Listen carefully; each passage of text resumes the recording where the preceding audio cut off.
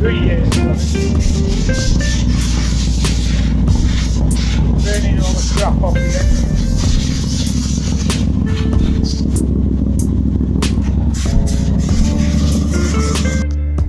Right, coming this morning, we're looking through the panels. I'm not really amused, I'm not very happy with them. You look around them, the finish is horrendous. The guy who wrapped this, seriously, I don't think he really knows what he's doing.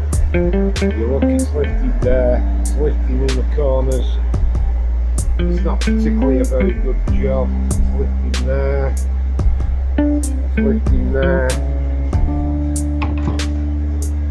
Same on this. You look around it, it's lifting there, starting to lift there.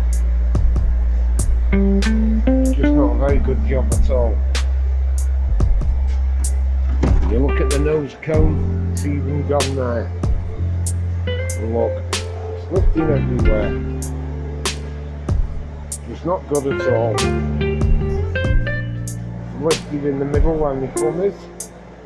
And when you get to the petrol tank, wow, that's just another thing. There. Turn the tank over. I don't know if you can see this.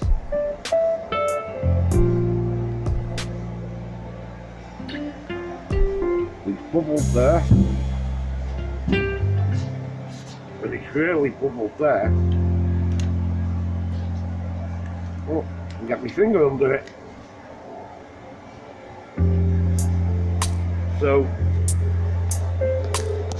we take these to our local spray shop. The guy who does a lot of spraying for me.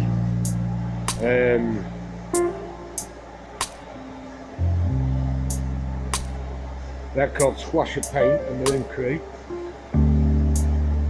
Does an awful lot of spraying for us. Sprays all our petrol tanks, panels, everything. The guy's spot on. And yeah, there's a bit of an advert and a bit of plug for him, but he always does a really good job.